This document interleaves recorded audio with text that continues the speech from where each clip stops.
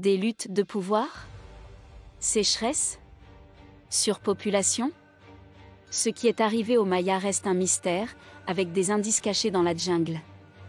La civilisation maya s'étendait autrefois sur un vaste territoire en Mésoamérique, dans ce qui est aujourd'hui le sud du Mexique et l'Amérique centrale.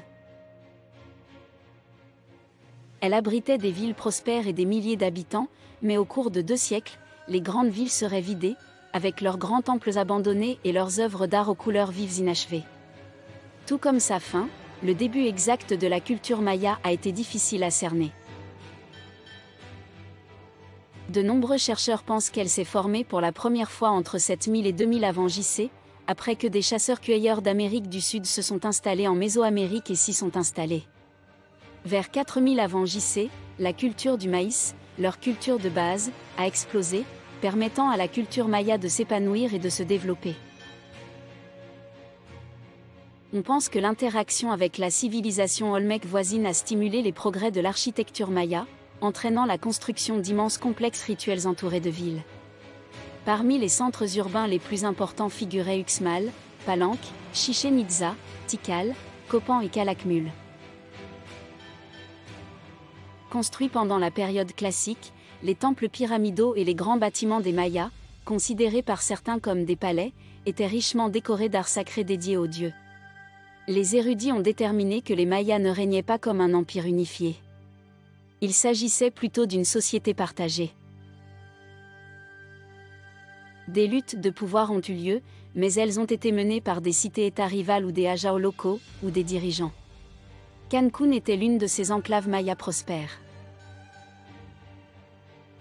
Elle occupait une position stratégique sur les routes commerciales de la région et était politiquement liée à la puissante ville maya de Calakmul. De nombreuses inscriptions ont été retrouvées sur les monuments, mais aucune ne date d'après l'an 800. Des preuves archéologiques indiquent que cette année-là, la ville a subi une violente attaque. La famille royale et d'autres membres de la noblesse ont été assassinés et leurs corps jetés, accompagnés de leurs emblèmes de pouvoir et de bijoux en jadéite, dans 3 espaces funéraires de fortune.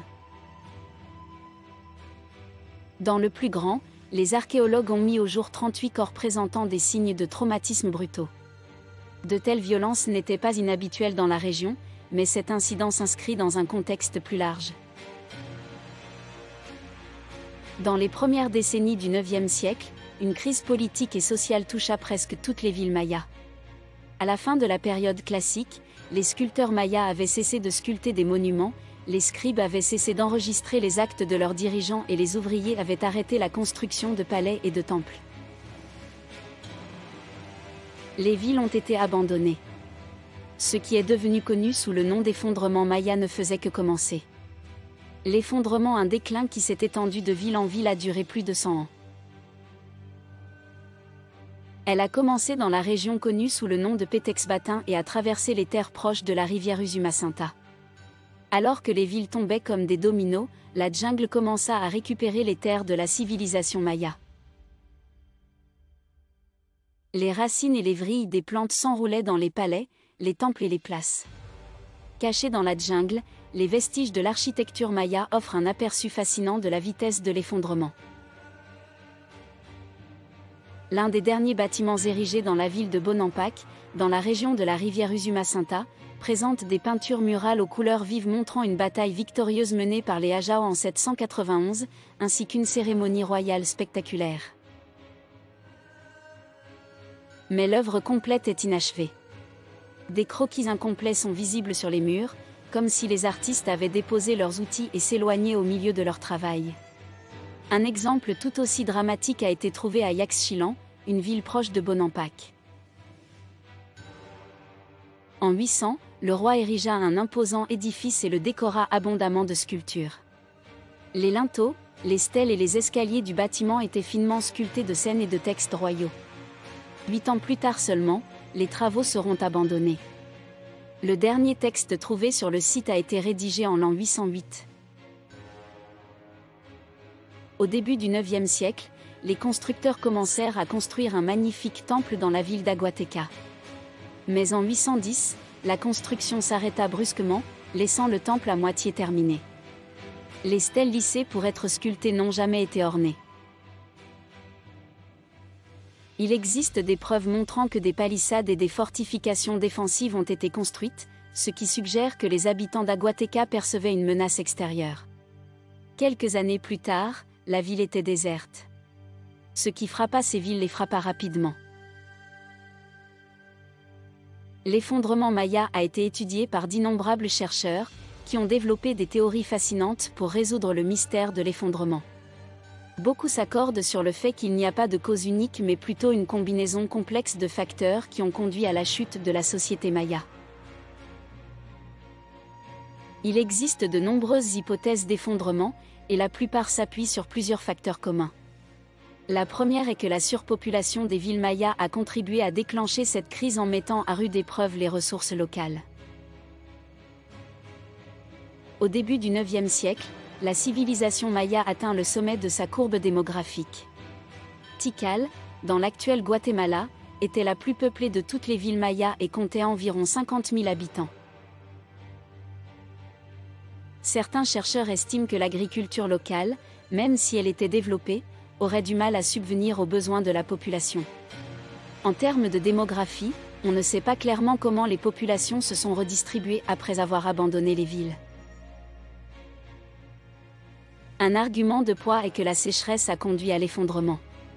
Des études récentes sur le paléoclimat mésoaméricain suggèrent que vers le IXe siècle, une pénurie d'eau prolongée s'est produite dans certaines régions des basses terres mayas, entraînant des pertes de récoltes et des famines localisées.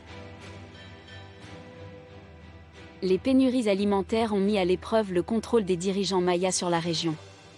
Peut-être que les gens ont fui à la recherche de terres plus fertiles, ou peut-être se sont-ils rebellés contre leur mâchoire. Un autre facteur qui a sans aucun doute contribué à l'effondrement des Mayas a été le conflit armé résultant de luttes de pouvoir. La lutte a bloqué les routes et les routes commerciales, empêchant ainsi les marchandises de circuler rapidement, entraînant des pénuries, un effondrement économique et des migrations massives de population. Au IXe siècle, le nombre de textes faisant allusion à la guerre entre les villes se multiplie. Divers panneaux sculptés montrent des mâchoires retenant les ennemis captifs. Les noms de ces dirigeants vaincus sont gravés sur leurs jambes et leurs tuniques. Plus énigmatique encore est le fait qu'un siècle et demi plus tard, les villes mayas du nord de la péninsule du Yucatan ont connu un effondrement qui semblait refléter le premier. La ville d'Uxmal, par exemple, était devenue au Xe siècle le principal centre de pouvoir de la région de Puuc.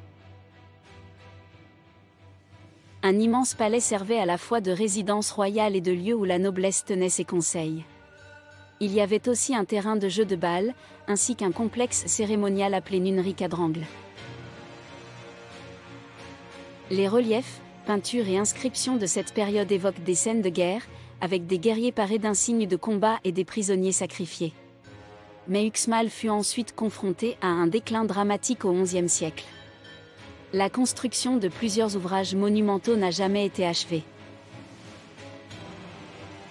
La cause immédiate de cette crise semble avoir été l'expansion de la ville voisine de Chichén Itzá.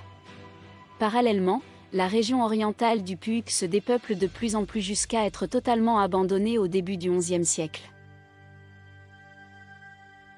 Les chercheurs ont tenté de regarder au-delà des catastrophismes simplistes et de se pencher sur la myriade de complexités et d'idiosyncrasies régionales qui pourraient expliquer l'effondrement de la civilisation maya.